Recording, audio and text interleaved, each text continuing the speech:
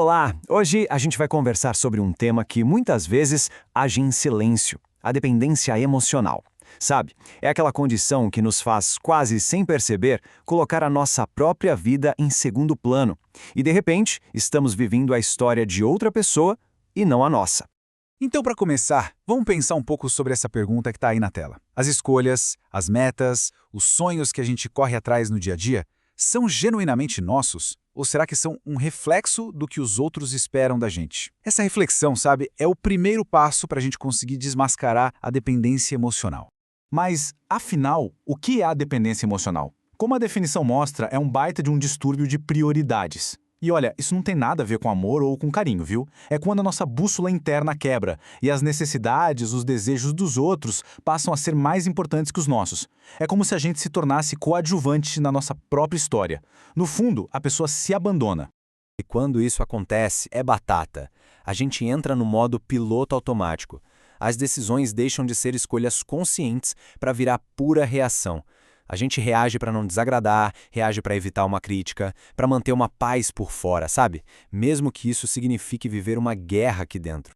Essa frase aqui, ela resume bem a profundidade disso tudo. É quase uma programação mental que muitas vezes começa tão cedo na vida que a gente nem percebe. A gente passa a acreditar que sofrer, que se anular é o normal, porque foi assim que a gente aprendeu a viver.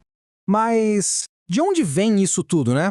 Bom, vamos cavar um pouco mais fundo, até as raízes. Esse comportamento não é, de forma alguma, uma fraqueza. Na verdade, é um mecanismo de sobrevivência super inteligente que a gente aprendeu lá na infância para lidar com o nosso ambiente emocional da época.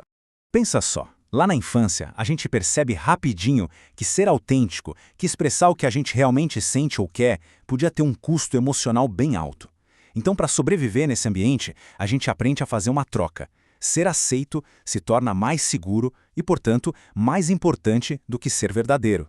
E que custos emocionais são esses que a gente tenta evitar a todo custo? São essas 5 dores aqui, as dores fundamentais: a rejeição, o abandono, a manipulação, a humilhação e a traição. Todo aquele nosso esforço para agradar, para se anular, é uma tentativa muitas vezes inconsciente de não ter que reviver nenhuma dessas dores lá da infância. Esse mecanismo todo de sobrevivência acaba se manifestando em diferentes padrões de comportamento na vida adulta.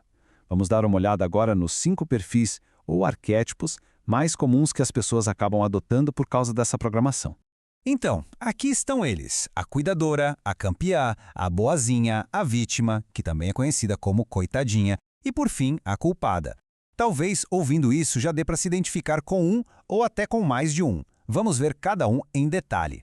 Primeiro, a cuidadora. Essa é a famosa Mulher Maravilha, sabe? Aquela que vive para servir e resolver a vida de todo mundo. Ela se enche de tarefas para não ter que parar e encarar o próprio vazio. Ela acredita que precisa ser forte o tempo todo para ser amada ou reconhecida. É uma fuga de si mesma que gera uma exaustão sem fim. Depois, temos a campeã. Para ela, o valor próprio vem sempre de fora. A vida dela é uma busca sem fim por elogios, por reconhecimento, por uma medalha. Se não recebe essa aprovação externa, parece que nada do que ela faz tem valor. É uma tentativa de preencher um verdadeiro buraco no peito com a admiração dos outros. A boazinha? Ah, essa é a rainha da paz.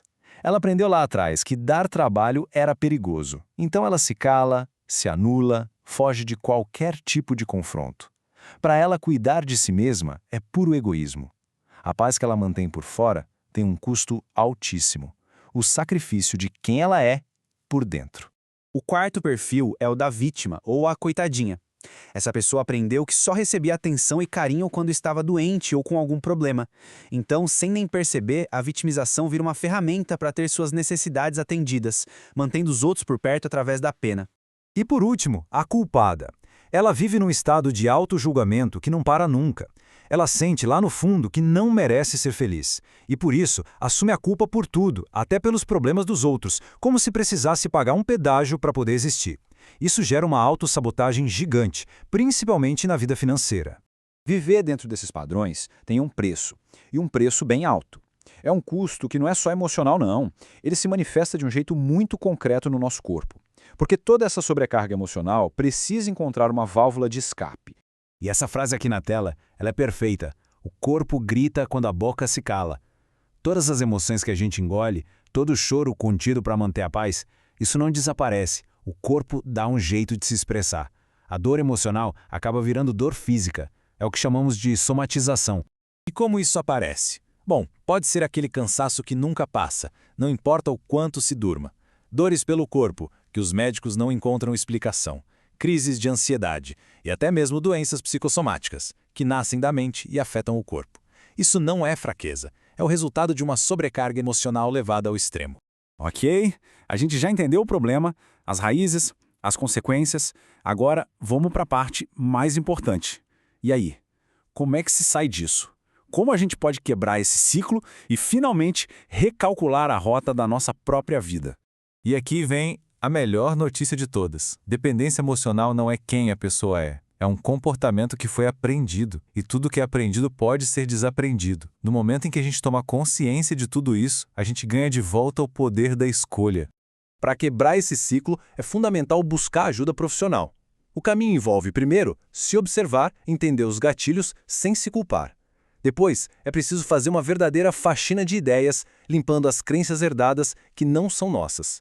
E, por fim, construir uma nova postura adulta e saudável. É um processo que, com o direcionamento certo, como o programa Detox de Crenças Limitantes do Nestor Sendra, ajuda a retomar o protagonismo da própria vida. E para a gente fechar, fica essa última pergunta. Quem é que está escrevendo a sua história?